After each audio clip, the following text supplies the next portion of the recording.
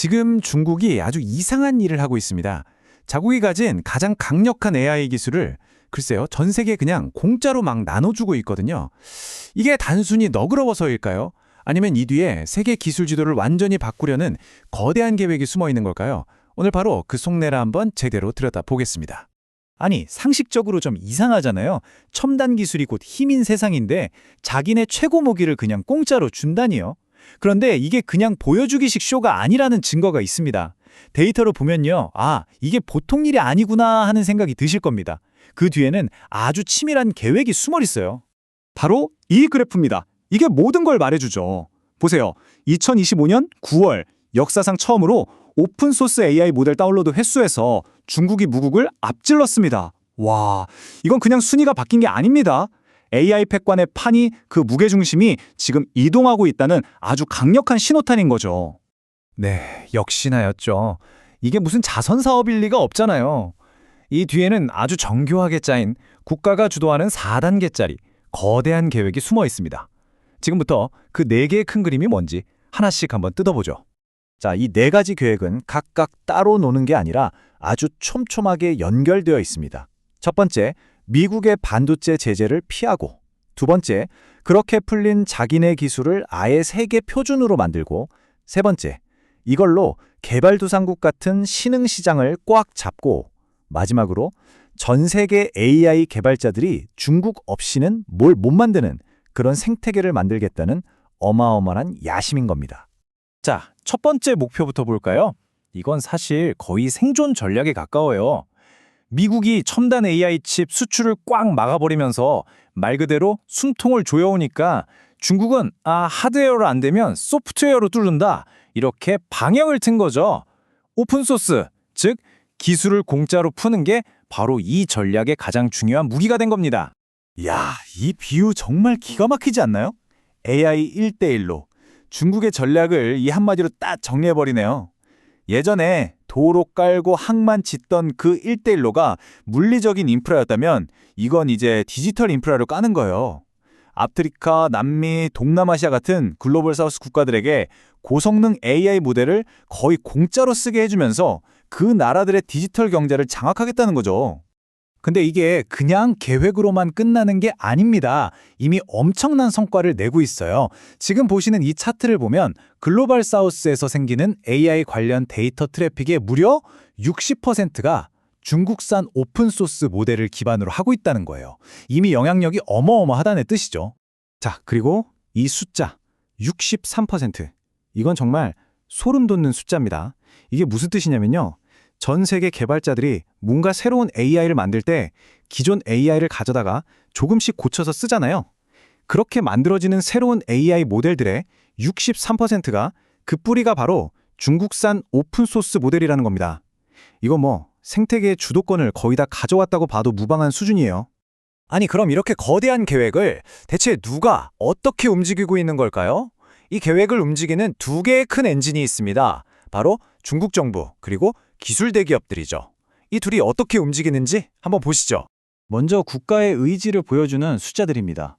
첫 번째, 52.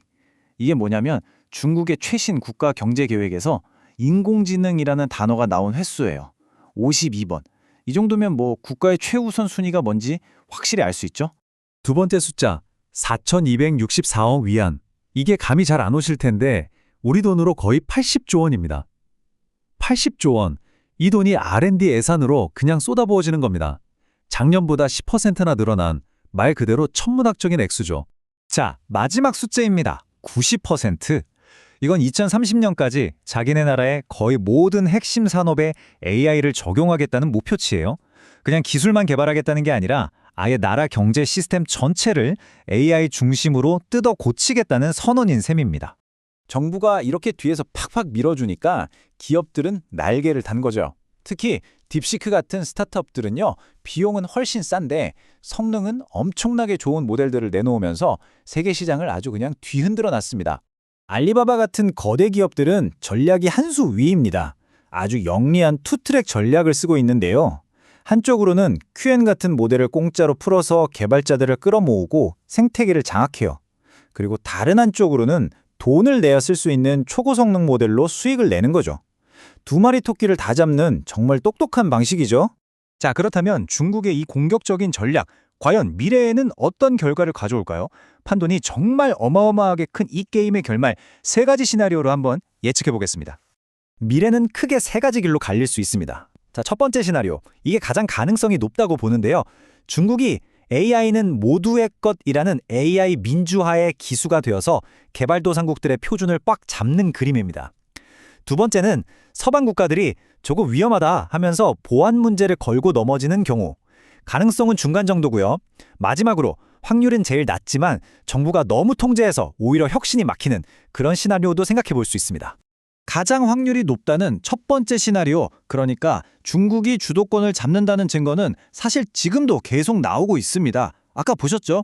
이미 개발도상국 트래픽의 60%를 먹었습니다. 심지어 2025년 세계 인공지능 대회에서는 앞으로 AI 규칙은 우리가 만들겠다는 식의 글로벌 계획까지 발표했어요. 대놓고 주도권을 잡겠다는 거죠. 자, 그런데요.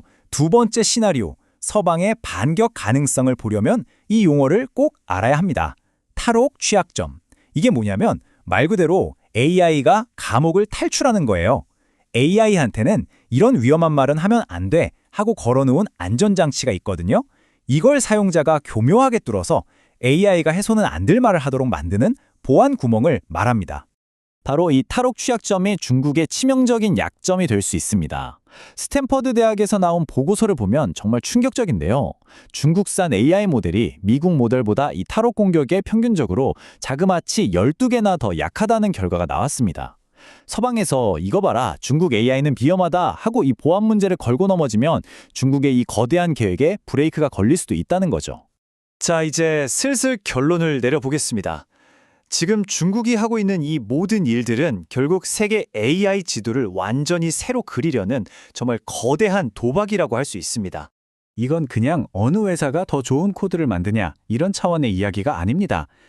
지금까지 미국이 꽉 쥐고 있던 기술 패권에 대한 정면 도전이고요.